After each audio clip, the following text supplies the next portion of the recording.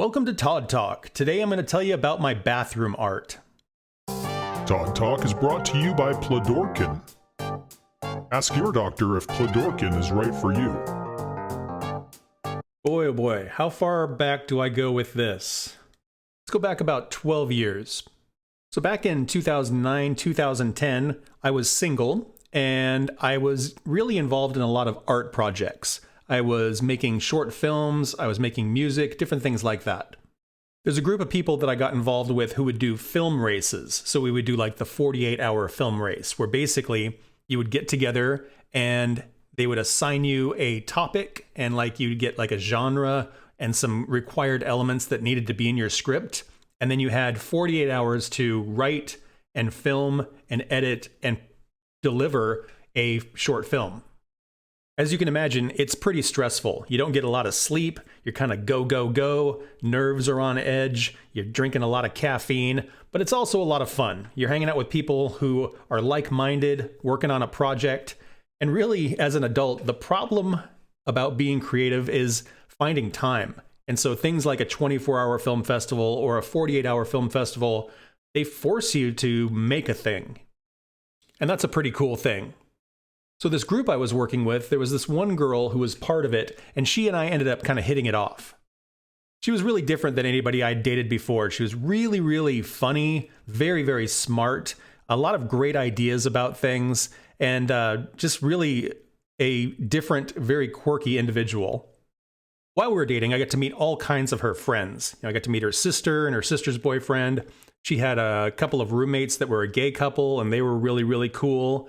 She had one friend who had a matching tattoo, and it's not matching in that it was the same. It was matching as though if you put the two tattoos together, they would match up. And now this particular friend was dating a guy named Adam. I remember when I first met this guy and both feeling very kindred and very confused about him. He was a very good-looking guy, very into fitness, worked out a lot, very healthy as far as how he ate, didn't drink.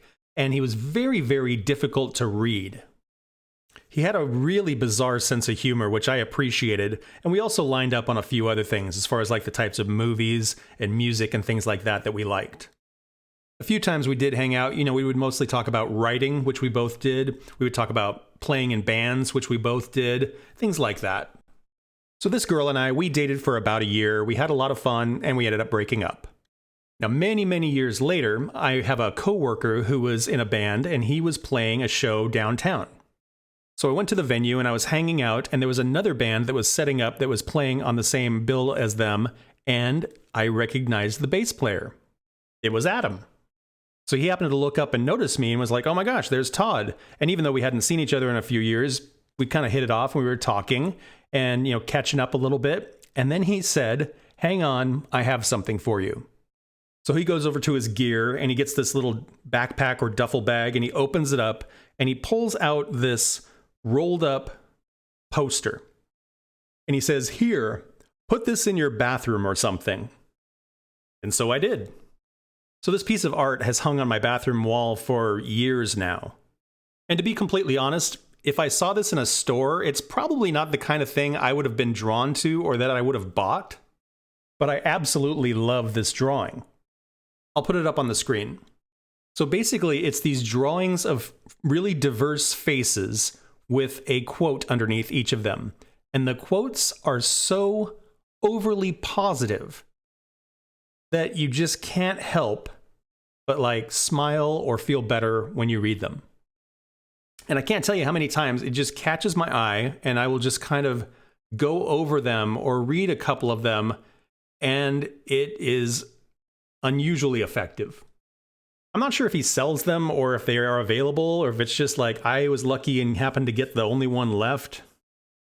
But it's important to have those sorts of things. Many, many years before I even dated this girl, I was in a relationship that ended really badly. And that relationship ending affected many, many of my relationships going forward. I was a very untrusting and very jealous sort of person for a long time. And ultimately, that's what ended up messing up the relationship with this girl. But hopefully over the years, you start to recognize where you have these failings or where you have these opportunities, and you do something to work on them. And sometimes these things never go away. And things like mindfulness or meditation or a really positive piece of art on your bathroom wall are the kinds of things you need to keep you on track. Adam has an Instagram with a lot of his art on it. I'll leave a link in the description so you can check it out. And that's the story of my bathroom art. So I hope you all find ways to keep yourselves happy and healthy, and I hope you have a happy new year.